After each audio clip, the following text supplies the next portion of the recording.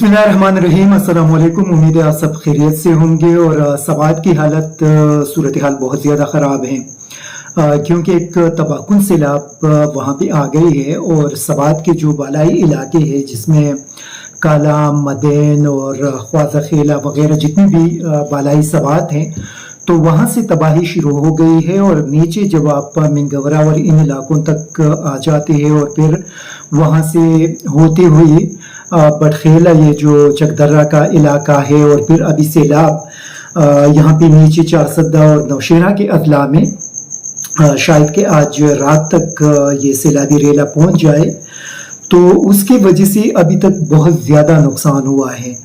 खुसूसन वो इलाके जो टूरिस्ट स्पॉट है, जिस तरह के कालाम है या जो मदैन है या दूसरे जो इलाके हैं दरियाई सवात के किनारे, और वहाँ पे जितने भी होटल्स थे, तो शायद आप लोगों ने आज वीडियोस देखे भी होंगे, कुछ आप यहाँ भी देख सकते हैं कि जो दरिया के किनारे होटल्स थे उसमें काफ़ी सारे बड़े बड़े होटल्स ज़मीन बोस हो चुके हैं और दरिया सैलाब की वजह से तबाह हो चुके हैं। लोगों को आज अरबों रुपए का नुकसान पहुंच चुका है। काफ़ी सारे ऐसे लोग थे जिनके घर दरिया के करीब थे, तो उनके घर तबाह हो चुके हैं।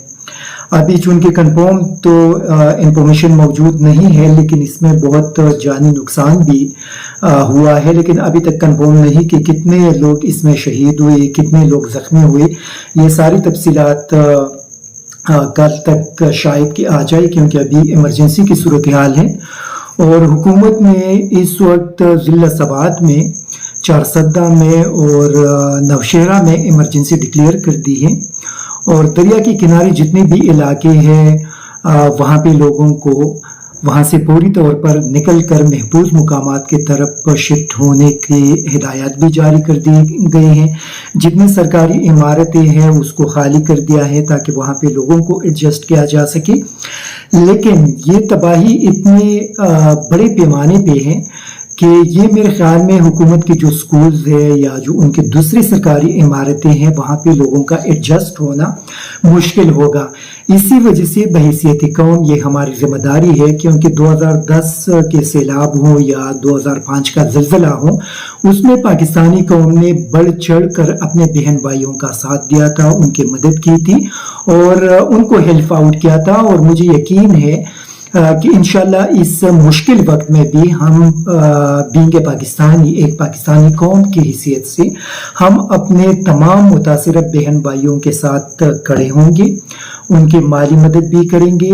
जितने लोग इन इलाकों के करीब हैं और उनके घर बड़े हैं या उनके वहाँ पे हुजरे हैं, तो कम से कम उसको पूरी तौर पे खाली करके उन लोगों को एडजस्ट करेंगे। हुकूमत, क्योंकि ये हम तो हमेशा हुकूमत को तनकीद का निशाना बनाते हैं, लेकिन ये एक हकीकत है कि ये जो सैलाब है ये हुकूमत के बस से बाहर है। ख्वाह मरकजी हुकूमत हो, ख्वाह सूबाई हुकूमतें हों। ये सैलाब अभी जब पंजाब और सिंध के अंदर दाखिल होगा तो वहाँ भी बहुत बड़े पैमाने पे तबाही फैलाएंगे। ये तो अभी सिर्फ खैबर पख्तूनख्वा की हद तक है। जो अभी तबाही के रिपोर्ट्स आए हैं वो तो सवात से लेकर चकदरा इन इलाकों के बीच आ गए हैं। ये अभी जब चारसद्दा पहुँचेंगे, फिर नौशेरा के अंदर दाखिल होंगे, तो वहाँ पे दरिया के आर पार जितने भी इलाके हैं उसको खाली कर दिया है। लेकिन ये इन दो अजला को भी मुतासिर करेंगी। इससे आगे जब पंजाब और सिंध के अंदर ये सैलाबी रेला पहुंचेगा तो वहाँ भी बहुत बड़े पैमाने पे तबाही के खदशात मौजूद हैं, क्योंकि जो सैलाब मैंने देखा है वो 2010 से भी ज़्यादा है। इसी वजह से ये बहैसियत पाकिस्तानी हम सब लोगों की जिम्मेदारी है। एक तो हमारी जिम्मेदारी ये है कि दरिया के किनारे जितनी भी कम्युनिटीज़ हैं, जितने गांव हैं, जितने इलाके हैं जहाँ पे घर मौजूद हैं, तो कम से कम वहाँ पर अगर हमारे रिश्तेदार हैं, अगर हमारे दोस्त हैं, तो कम से कम हम उनको फ़ोन करें, उनको बता दें कि ये सूरत हाल आने वाला है। ये आज रात तक पंजाब में ये पानी दाखिल हो सकती है, फिर उसके आगे फिर सिंध तक पहुंचेंगे, कि उनको इन्फॉर्म कर दे कि वो महफूज मुकामात पे शिफ्ट हो जाए। अगर वहाँ पे आप जा सकते हैं اور آپ کے قریب ہے تو کم از کم آپ کو جا کر وہاں پہ جو گاؤں ہے اس کو بتانا چاہیے تاکہ بروقت وہ اپنے بچوں کو اپنے قیمتی سامان کو اور اپنے فیملیز کو محفوظ مقامات پہ شفٹ کر سکے. یہ اس وقت ہم سب لوگوں کی ذمہ داری ہے اور جتنا ہم سے ہو سکتا ہے کم از کم سوشل میڈیا پہ اگر ہم بات کر سکتے ہیں, وہاں پہ فون کر سکتے ہیں, وہاں پہ خود جا سکتے ہیں اور ہمیں خود بھی دریا کے کنارے جانے سے گریز کرنا چاہیے. جتنے بھی لوگ ہیں اکثر ہم نے دیکھا ہے کہ لوگ یہ دیکھنے جاتے ہیں کہ وہاں پہ سیلاب کو دیکھ لیں. ہمیں اپنے بچوں کو وہاں پہ نہیں بھیجنا چاہیے, ان کو اپنے گھروں تک محدود رکھنا چاہیے. اپنے دوستوں کو بتانا چاہیے کہ وہاں پہ نہ جائے, کیونکہ جو سوات کے اندر ہوا وہاں پہ اتنا اگر بڑا نقصان ہوا ہے تو اس کی وجہ بھی یہی تھی کہ جو لوگ تھے فرض کرے اگر وہ دریا کے کنارے گئے ہیں تو وہاں پہ اچانک سیلابی ریلا پہنچ کر وہ پھنس گئے ہیں, جس طرح کہ ہم نے کوہستان کے اندر دیکھا. اور کوہستان کا ایک بڑا افسوسناک جو سانحہ ہے, جو 5 بھائی تھے اور وہ سیلاب میں شہید ہو گئے. لوگ یہاں پہ خیبر پختونخوا کی حکومت کو تنقید کا نشانہ بنا رہے ہیں, لیکن یہ ایک حقیقت یہ بھی ہے کہ پروونشل گورنمنٹ اگر وہاں پہ ہیلی کاپٹر بھی بیچ سکتے تھے, وہ کم از کم آرمی کو بتا سکتے تھے اور آرمی کے پاس ہیلی کاپٹرز ہوتے ہیں. پروونشل گورنمنٹ کا ایک ہیلی کاپٹر ہے وزیر اعلیٰ کا, لیکن اس کا مجھے چونکہ ٹیکنیکلی اتنا مجھے آئیڈیا نہیں ہے کہ کیا بارش کے دوران آپ ہیلی کاپٹر اس طرح کے ریسکیو آپریشن کر سکتے ہیں یا نہیں کر سکتے. اسی وجہ سے اس پہ کچھ کمنٹس کرنا میرے خیال میں قبل از وقت ہوگا. جس چیز پہ آپ کو اگر علم نہ ہو تو اس پہ بات نہیں کرنی چاہیے, لیکن باہر کے اگر ریسکیو آپریشن پاسبل تھا تو کم از کم پھر ان کو کرنا چاہیے تھا. اگر پاسبل نہیں تھا تو پھر اسی صورت میں چونکہ ڈیفینیٹلی آپ باقی انسانوں کی زندگی خطرے میں ڈالتے ہیں تو اس پہ اسی وجہ سے کمنٹس کرنا قبل از وقت ہوگا.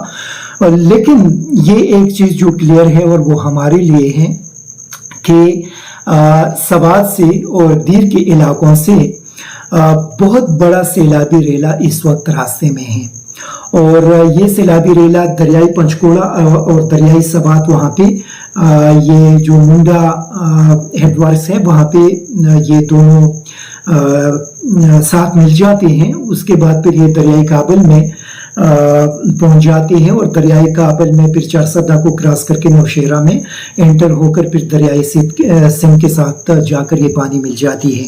اسی وجہ سے جب یہ دریائے سندھ تک یہ سیلابی ریلا پہنچے گا تو پچھلی مرتبہ یہ ہوا تھا کہ وہاں پہ دریائے سندھ کو بلاک کر دیا تھا, اور جب دریائے سندھ بلاک ہوا تو جو فلو تھا وہ فلو پھر واپس نوشہرہ کی طرف آ گئی تھی اور اس کی وجہ سے نوشہرہ میں بہت زیادہ تباہی ہو گئی تھی. اسی وجہ سے ابھی یہ دیکھنا ہے کہ وہ جو صورتحال تھا, وہ جو ایکسپیرینس تھا, اس کے تحت انتظامات ہونے چاہیے. انتظامیہ کو بھی یہ ساری چیزیں ذہن میں رکھنی چاہیے کہ اس وقت جو فلو بند ہوا تھا اس فلو بند ہونے کی وجہ سے نوشہرہ کے اندر بہت بڑے پیمانے پہ نقصان ہوا تھا. اسی وجہ سے ان ساری چیزوں کو ذہن کے اندر رکھنا چاہیے. لیکن میں صرف یہی پیغام دینا چاہتا ہوں کہ ہم دعا بھی کر سکتے ہیں اور اللہ تعالیٰ کی طرف سے یہ ایک عذاب ہے, اور یقینی طور پہ شاید ہم سے کچھ ایسی غلطیاں ہوئی ہے, اور ریسنٹلی ہم نے دیکھا بھی کہ جو کچھ ہوا اور جو زیادتی ہوئی اور شاید پتہ نہیں کہ کس کے دل سے بد دعائی نکلی ہوگی, کیونکہ جب اللہ تعالیٰ کا اگر رحم ہے تو وہ خاص ہیں, لیکن اللہ تعالیٰ کی طرف سے جب عذاب اگر آ جائے تو پھر عذاب کے اندر سارے لوگ پھر اسی طرح کے متاثر ہو جاتے ہیں. تو اسی وجہ سے ہمیں اللہ تعالیٰ سے معافی بھی مانگنی چاہیے. ہم سب گناہگار ہیں کہ اللہ تعالیٰ ہمیں معاف کر دے, اور خصوصاً ہمارے حکمرانوں کو اللہ تعالیٰ سے معافی مانگنی چاہیے, کیونکہ ریسنٹلی جو ظلم ہم نے دیکھے ہے اور جو چیزیں پاکستان کے اندر ہو رہی ہے تو کم از کم اس پہ اللہ تعالیٰ سے معافی مانگنی چاہیے.